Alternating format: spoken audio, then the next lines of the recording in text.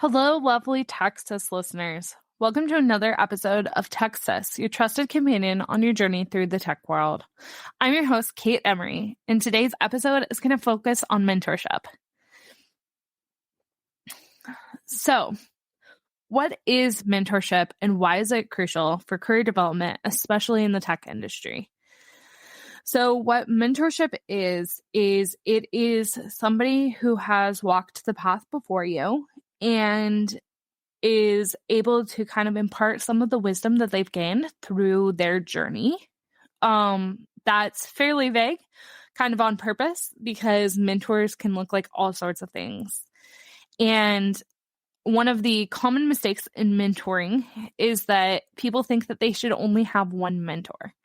And that could not be further from the truth. I have found it being so valuable to have mentors from all different kind of areas of my journey in a way. And I'll expand on that a little in just a little bit. Why is mentoring crucial for career development in tech? One of the things in tech that can be really hard is there's a lot of roles that are very similar and have so subtle nuance that make them different jobs. So for instance, you have a program manager and a project manager.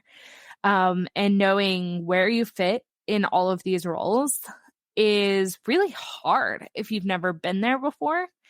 And so finding mentors who have that experience can be really, really helpful. Even beyond just the different job titles, there's different specialties. So one of the things that I had one of my mentors have to help me with a lot, and we had months of conversation about, was when I started getting into cybersecurity, I didn't know, did I want to become a security engineer or did I want to stick to being a software engineer, and what options were there? Because I didn't know.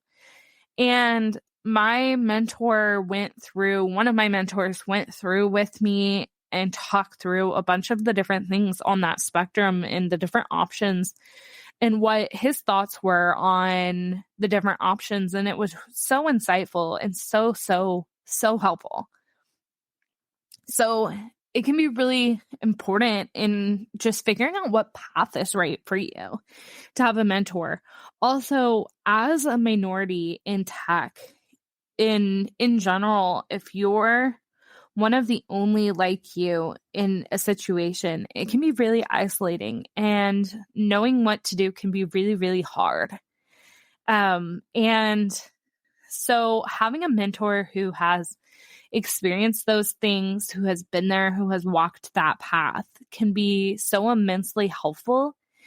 Even if you don't need to reach out to them at certain points, just knowing that you have somebody can be immensely powerful in enabling you to just focus on who you need to be. One of the big problems, though, within the tech industry, and actually why I started this podcast, is because women have less opportunity to be mentored than men. And I think part of that is because of imposter syndrome. So ultimately what you wind up having women in tech who think, I could never be a mentor. And I'm literally one of those women. I can't fathom having somebody refer to me as their mentor who is not a high school student. That was a huge adjustment to me when I had interns this summer, is to actually be labeled in a work capacity as a mentor to people who were about to graduate, because I didn't feel ready for that. And the problem is that imposter syndrome makes it so that so many women who would be fantastic mentors don't feel capable of being mentors yet. And so we have less mentors than men available to us in so many ways. And then often people wind up in mentoring relationships where their mentor and mentee have things in common. And so even on top of there being less women mentors, male mentors are often less likely, even unintentionally, to mentor women. And, they don't know certain experiences and they're not helpful in certain areas because they don't they can't mentor me on what it's like to be a woman in tech. They don't have that experience, but there's still a lot of mentoring that we could gain. And unfortunately, we often just don't because of that. And so one of the really helpful ways to overcome that is to, for one, actually reach out to people and ask them to be your mentor. Another thing that I've found helpful is to actually reframe mentoring in general. And I personally have a lot of informal mentors. So we're going to talk about the different types of mentors in just a second. But ultimately, knowing about different mentors and the different types of mentors and finding the right balance for different people can help you overcome finding mentors in this industry. So what are the different types of mentors? So you have formal mentors, informal mentors, peer mentors, you name it, they can be named a mentor. So formal mentors are generally the mentors who are part of programs that are called mentor-mentee programs. So one of my mentors is from a mentor-mentee program. I connected with one of my mentors through Women in Cybersecurity. They have a year-long mentor-mentee program. So I signed up to have a mentor, had no idea who I was going to wind up with. And we're 3 years later, I think 3 years. And we don't meet as often as we used to, but to this day, he's still very much one of my career mentors and is just super helpful for giving me career advice in a way that I would have never gotten to have otherwise. But that's really my only formal mentor. From there, I have informal mentors, and I have a lot of these ones. Informal mentors are basically the people who fill a mentoring role, but don't necessarily have that title bestowed upon them by some organization or maybe even you. One of my really good friends has been in the tech industry for significantly longer than me, and she is my mentor for all things women in tech. The first time that I had an interview where I felt like I was discriminated against, she was who I wrote. She was who I talked to. And she constantly gives me advice as a woman who's been there before. And, I don't think that she would be super comfortable with the fact that I consider her a mentor. That would probably trigger imposter syndrome in her, but she definitely is. And then I have a coworker who has been in industry for 20 plus years. And he is a mentor to me informally in so many ways. If I have anything company specific that I need help with, he's my guy. He's got my back. He knows all of the things about Boeing software and is happy to help me. But also, like, from a career standpoint, he's been so helpful on how do I manage interns for the first time? How do I do this? How do I do that? How do I pivot here? How do I pivot there? So informal mentors are super, super, super helpful. Peer mentors are a little bit harder to explain. So I personally don't like to think of peer mentors as peer mentors. I like to think of people as friends in mutually beneficial relationships. Or in general, as people who I consider my peers who are in mutually beneficial relationships. So my work bestie, she is, I think, a second generation. She might even be a third generation Boeing engineer. And so she has a lot more experience with things involved at working at Boeing. And meanwhile, I am married to a senior engineer at Google. And so my husband has more software experience than both of us combined. And so there's different points where we're able to kind of feed into each other in different ways.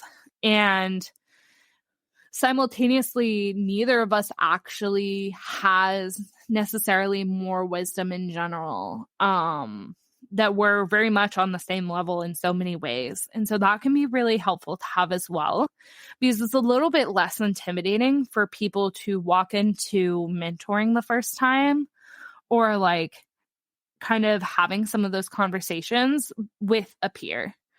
Another kind of mentor is industry specific mentors. And these can be really, really helpful if you have aspirations to break into a specific subsection. So, for instance, while my Women in Cybersecurity mentor is a formal mentor because of the fact that we went through a formal program together, he's also an industry specific mentor because he's actually in the world of security and software kind of hybrid space. And so he's able to really give me good grounded advice on how to get into that niche area and how to really make the most of my career in that niche. So hopefully that gave a little bit of clarity on different types of mentors. Ultimately, what a mentor looks like is different to everybody. And you have to find the people that work for you, regardless on what technical classification of a mentor they are, which brings me to the mentor-mentee relationship. So I personally think that one of the things that makes a successful mentor-mentee relationship is dedication on both sides to growing as people and to learning together. There's things that I know that my mentors have learned from me and times that I have challenged them and stretched their perspective. Because the thing is that one of the things that as a mentee that you can offer your mentor, especially if they're not a peer, is perspective. It's really easy when you're responsible for other people to forget what it's like to have people looking up, to be the person looking up to you, to be the person who finds it intimidating to have a conversation with you. That's such an easy piece of information to kind of just lose somewhere along the way. And so it's really helpful to have a mentee who is open with you and has those conversations on, approachability and reminding you where you once were and keeping you grounded and keeping you getting perspective.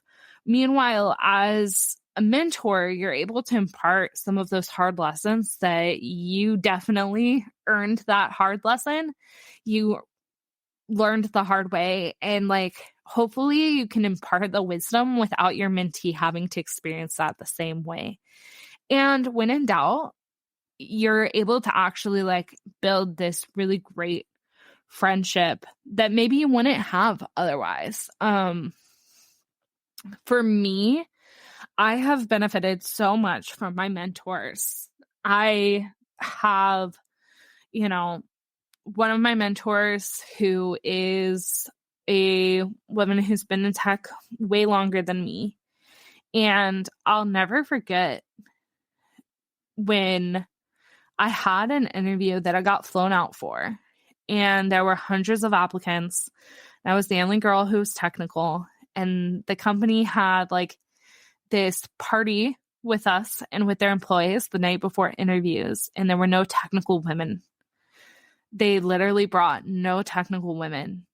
And I, discussing with, a lot of potential hires after interviews, realized that I was the only one who got asked any technical questions at all. And I was devastated. I wanted to go home before my interview even happened. And then I wanted to go home every step of my interview. And it was one of the worst experiences that I've ever had. And so I texted my mentor, and she told me something that I will never forget, which is that was that company while trying to hire you, which is showing them their very best. If that's the very best they can do, just imagine what a normal day is like. If you see a red flag while you're interviewing with a company, you know that red flag is real dark. And so I, learned that day to kind of acknowledge that not every opportunity is actually an opportunity, and how to see some of those red flags before I wound up in a really bad situation. And other times, my mentors have been the ones helping me figure out how to get through hard situations. One of my mentors is literally my person who refers me to Google, and has referred me a few times. And the most recent time that I interviewed with Google, I was in tears and never wanted to reapply. It was such a bad experience. And I wrote him, and he, picked me up emotionally and just basically told me, like, hey, I believe in you. I wouldn't have referred you if I didn't believe in you. And a lot of people get told no the first time, and that doesn't mean that it doesn't hurt, but it does mean that it's worth continuing to try. And I genuinely believe that you'll find the right place. And he's, the person who told me when I had an internship that was a little harder than I meant for it to be. He told me, someday these lessons will be what you use to make you have interns who have a better experience. And he was one of the most excited people when I got interns this year, because we did not expect it to only take 2 years for me to get to apply those lessons. But he made it so that I always had a certain amount of perspective that as somebody who was new to industry, I would have never had. But that as somebody who had 20 plus years in industry, he had, and was willing to impart in me. And I would not be the engineer I am without my mentors and without my network of mentors, because the number of times that I have written them in tears, completely unsure what to do, and they have had my back as a human and also as an engineer, has been just super profound. And so, I cannot overstate the value of having a network of mentors, because having a mentor who sees all the little different parts of you is so valuable. It is so, so, so valuable. How do you find them, though? So I've mentioned that women have a shortage of mentors. How do you find a mentor? So one thing that can be helpful is professional organizations like Women in Cybersecurity. I believe Anita Borg Institute has mentor programs. Society of Women Engineers probably has a mentorship program. Some colleges will have mentorship programs with some alumni. If not, feel free to talk to your department head and see if you want to get one started. And also, you have, if you're already in industry, even as an intern, you can usually get a mentor through work. And they're awesome, and you can stick with them throughout your experience. Another option, if you have none of those resources available to you, is go on LinkedIn and find people who are like-minded. Find people who you, when reading their posts, when seeing what they're doing, that you feel like you connect to, and reach out to them. Worst case scenario, they say no, because a lot of us are pretty busy. Unfortunately, with the shortage of mentorship, some of us get asked to mentor far more than we have hours in the day. Whereas I personally mentor a high school robotics team. So I have 50 high schoolers who I serve as a mentor to, and about 20 of them who I closely serve as a mentor to, on top of work, on top of all of the other things that I do in life. So I don't typically accept mentees at this point in my career. But worst case scenario, the answer is no, and you lost pretty much nothing. I've also seen some people post on LinkedIn about how they're going to have mentees and that they're accepting interest in their menteeship. So definitely, I would say keep an eye out on LinkedIn, on social media. find people who feel like you would want to actually get to know them, that you would connect with them, that you connect with their journey, with their story. Because honestly, if you connect with them, it's more likely they'll connect with you. And that really helps build that mentorship relationship really, really well. From there, once you get somebody who says, yeah, I'm willing to mentor you, you want to actually go through and make goals that both of you have for that relationship, especially early on. If it's somebody who you don't casually know through other methods, if it's more of a formal mentorship where that's your first kind of relationship with that person, it can be helpful to know how often you plan on meeting, how long you plan on meeting each time, and to potentially have some topics that you want to discuss or work through. My only mentor who I didn't know before they became kind of a mentor to me is my women in cybersecurity mentor. And through that program, there were 11 months of modules that they sent us to talk about. And so we had conversation points at the whole time, but simultaneously at a certain point, he asked the critical question of what could he do to help us in our career journeys. And I did one of the things that to this day, I'm really proud that I did, because it was so bold and I was so scared to say it. But I basically said, I want to work for you. So whatever it takes to make the odds of that better, I want that to happen. So that's what I want. And through that, I got resume reviews. I learned so much, all because I was willing to just speak to the elephant in the room and actually ask for what I really, really wanted, which was to wind up doing something in the cybersecurity and software space that was kind of in the hybrid role, which is part of what I do now as cybersecurity lead for my team. So, do you stick with the same mentor forever? Yes and no. So, some people find it helpful to switch mentors depending on where they are in their career. I've had the same mentors at this point largely for most of my career. I do think it's really helpful to have at least one mentor who's kind of specific to where you work or what you work on.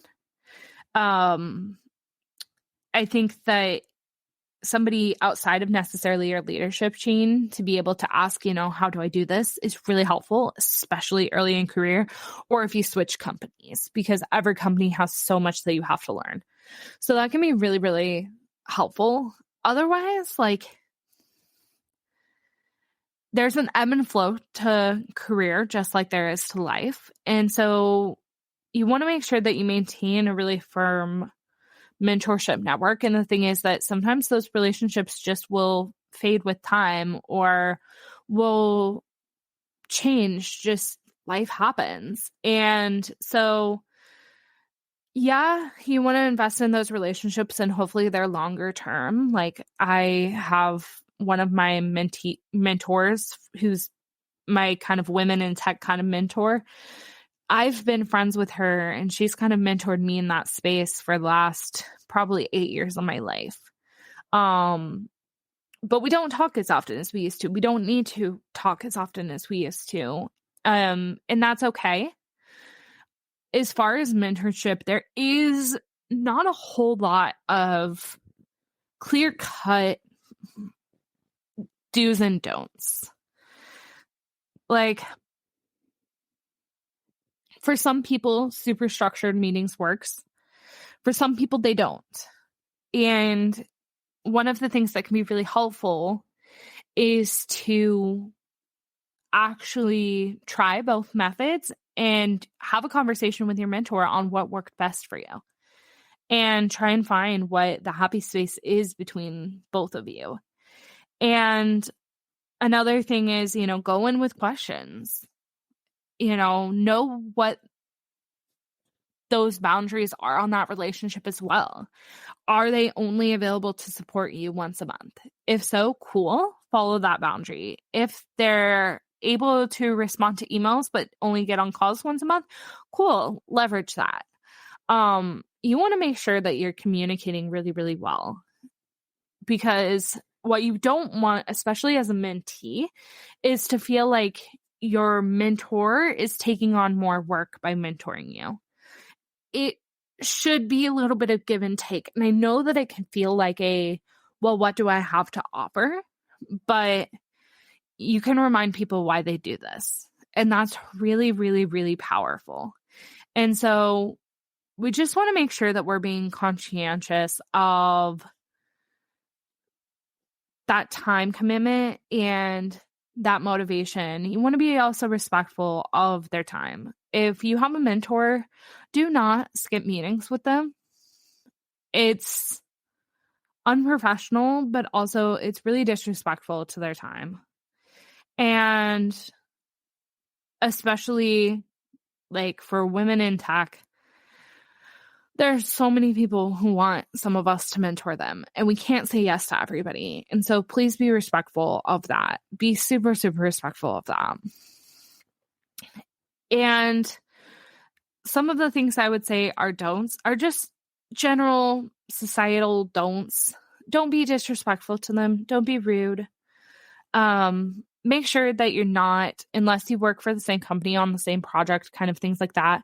Don't share proprietary information with them. Don't get them into weird legal situations. That's not fair to anybody. Don't have unspoken expectations.